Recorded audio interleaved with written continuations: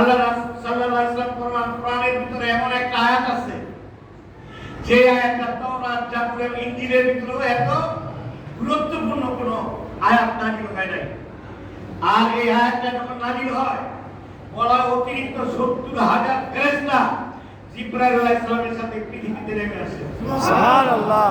এবং আল্লাহ রাসূলের কাছে হযরত সাইয়েদনা জিবরাইল আলাইহিস সালাম এই আয়াতুল কুরসি উপহার দেন। এবং এই আয়াতুল কুরসির প্রথম আয়াতটাই দেখেন, আউযু বিল্লাহি মিনাশ শাইতানির যখন আপনি কোরআন শরীফ পড়বেন ফাস্তাইজ বিল্লাহ, আউযু বিল্লাহ পড়বেন। কেন? আল্লাহর নির্দেশ এটা। এবং আল্লাহর কাছে আশ্রয় চেয়ে আল্লাহর কাছে বলবেন আউযু বিল্লাহি মিনাশ শাইতানির রাজিম, হে আল্লাহ পাক বিদায়িত শয়তান থেকে আপনি আপনার কাছে আশ্রয় চাই, তার ওয়াসওয়াসা ফেতনা যত খারাপ কাজ আছে তার থেকে। এরপর আপনি পড়বেন বিসমিল্লাহির রহমানির রহিম। এরপর আপনি কোরআনের আয়াত পড়া শুরু করবেন। আয়াতের প্রথম আয়াতটা কি? আল্লাহু লা ইলাহা ইল্লা হুয়াল হাইয়ুল কাইয়্যুম। আল্লাহ রাসূল সাল্লাল্লাহু আলাইহি ওয়াসাল্লাম কোন ব্যক্তি যদি ইয়া হাইয়ু ইয়া কাইয়্যুম প্রতিদিন পড়ে আল্লাহ পাক তার সমস্ত বিপদ আপদ বালা মুসিবত আল্লাহ নিজে দূর করে দিবেন। সুবহানাল্লাহ। সৃষ্টি জগতের কেউ চিরদিন জীবিত থাকবে না, একমাত্র আল্লাহ হচ্ছে চিরঞ্জীব, হুয়াল হাইয়ুল কাইয়্যুম।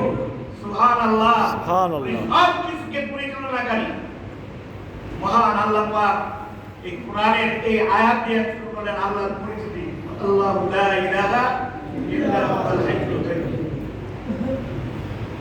এরপর পুরাটা আপনি পড়ে, পুরাটা পড়া আপনি মুখে ফুদিয়া আপনি আপনার গন্তব্যে যান। ইনশাআল্লাহ আল্লাহ উইল প্রটেক্ট ইউ। আল্লাহ আপনাকে ফেরেশতা দ্বারা, স্পেশাল ফেরেশতা দ্বারা আপনাকে প্রোটেকশন দিবে। সুবহানাল্লাহ।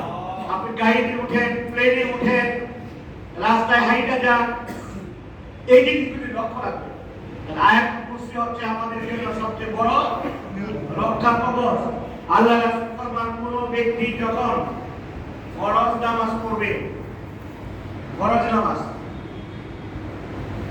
নামাজ পড়ার পর কোন ব্যক্তি যখন আয়াতুল কুরসি পাঠ করবে আল্লাহ পাক অবশ্যই সেটাকে জান্নাত দান করবে।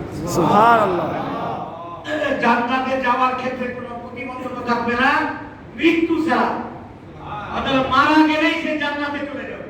সুবহানাল্লাহ। এত বড় একটা নিয়ামত আমরা কিন্তু অবহেলা করে অনেকেই ছেড়ে দেই। আল্লাহ রাসূল সাল্লাল্লাহু আলাইহি ওয়াসাল্লাম এখন আপনি যখন ফরজ নামাজ পড়লেন, আমাদের মাযহাবের ইমাম আবু হানিফা রাহমাতুল্লাহ আলাইহি সারা পৃথিবীর সমস্ত আলেমদের এলেমকে আল্লাহ এক পাল্লায় রাখলে হযরত সাইয়েদনা ইমাম আবু হানিফা রাহমাতুল্লাহ আলাইহির পাল্লা ভারী হয়ে যাবে। সুবহানাল্লাহ। আর তার এলেম এবং আমলের তুলনায় অন্যরা শিশুর মতো শিশুর বক্তব্য, তারা যেন বক্তব্যের শিশুর মতো। কিন্তু ইমাম আবু হানিফাকে মানুষ বুঝতে ভুল করছে। হযরত ইমাম আবু হানিফা রাহমাতুল্লাহ মদিনাতে গেলেন। মদিনাতে তখন সারা বিশ্বের সমস্ত আলেম এবং আল্লাহ তাআলা বুজুর্গদের লক্ষ্যস্থল হচ্ছে হযরত ইমাম বাকের রাহমাতুল্লাহ আলাইহি। ইমাম বাকের রাহমাতুল্লাহ বাবার নাম কি? ইমাম জয়নুল আবেদিন। ইমাম জয়নুল আবেদিনের বাবার নাম কি? হযরত ইমাম হুসাইন রাদিয়াল্লাহু তাআলা। ইমাম হুসাইন রাদিয়াল্লাহু তাআলার নাম কি? মুহাম্মদুর রাসূলুল্লাহ।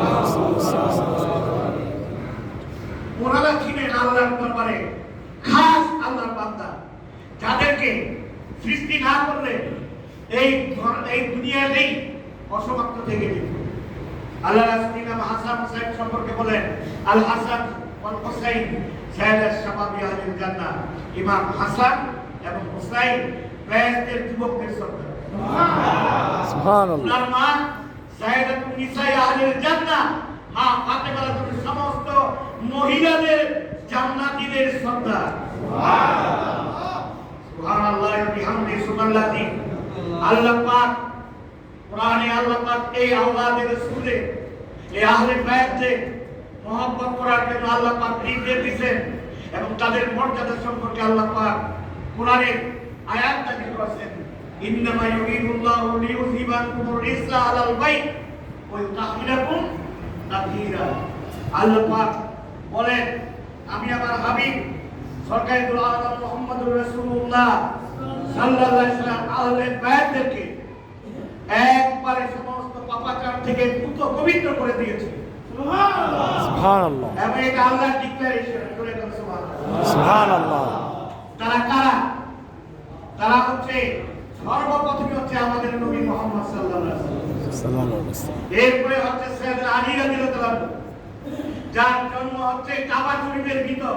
সুবহানাল্লাহ, সুবহানাল্লাহ হয় নাই? সুবহানাল্লাহ। এবং যিনি জন্ম হওয়ার পরে চোখ খুলে যাকে দেখছেন উনি হচ্ছেন মুহাম্মদুর রাসূলুল্লাহ সাল্লাল্লাহু আলাইহি ওয়াসাল্লাম। এবং যার মুখের ভিতর প্রথম লালাটাই দিয়েছেন আল্লাহর রাসূল সাল্লাল্লাহু আলাইহি ওয়াসাল্লাম। আর আল্লাহ পাক এর মাধ্যমে এত বড় একটা নিয়ামত দিয়ে দিয়েছেন। আল্লাহ রাসূল সাল্লাল্লাহু আলাইহি ওয়াসাল্লাম ফরমান, আনা মাদিনাতুল ইলম, আমি হচ্ছে ইলমের শহর, ও আলিউল বাবুহা, আর আলী হচ্ছে সেই শহরের দরজা। সুবহানাল্লাহ। পৃথিবীর যত তরিকা আছে, কাদরিয়া, চিশতিয়া, সোহরাওয়ার্দিয়া, এইভাবে যত তরিকা এক্সেপ্ট নকশবন্দিয়া, মুজাদ্দিদিয়া, সমস্ত তরিকাই আসতে হতো আলী রাদিয়াল্লাহু তাআলা থেকে। সুবহানাল্লাহ। আর মজার ব্যাপার হচ্ছে নকশবন্দিয়া, মুজাদ্দিদিয়া তরিকা আসতে হতো সাইয়েদনা আবু বকর রাদিয়াল্লাহু তাআলা, আবু বকর রাদিয়াল্লাহু তাআলা থেকে হযরত সালমান ফারসি রাদিয়াল্লাহু তাআলা, সালমান ফারসি থেকে হযরত ইমাম কাসেম রাহমাতুল্লাহ, উনি হচ্ছে আবু বকর রাদিয়াল্লাহু ছেলে, আবার ইমাম বাকির রাহমাতুল্লাহর নানা। জোরে বল সুবহানাল্লাহ। সুবহানাল্লাহ। ইমাম জাফর সাদেকের নানা।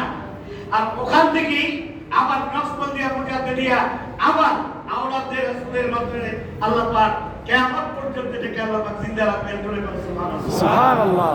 যদিও প্রারম্ভে হযরত আবু বকর সিদ্দিক রাদিয়াল্লাহু থেকে এর উৎপত্তি, কিন্তু এটা পরবর্তীকালে আবার আহলে বাইতের ভিতরে মার্চ হয়ে যায়। সেখানে সাইয়েদনা ইমাম হাসান, হুসাইন, আহলে বাইতের সাথে এটা একত্রিত হয়ে যায়। সুবহানাল্লাহ। সম্মানিত মুসলিম কেরাম, যাদের মর্যাদার কোনো শেষ নাই, যাদের সম্পর্কে কোরআন নাযিল হয়েছে, আমরা তো একটা হাদিস সকলেই জানি, এবং আলেম ওলামারা প্রায় এই হাদিসটা কয়। সেটা কি? তারা কুফিকুম আমরাই, হে আমার সাহাবীরা, আমি তো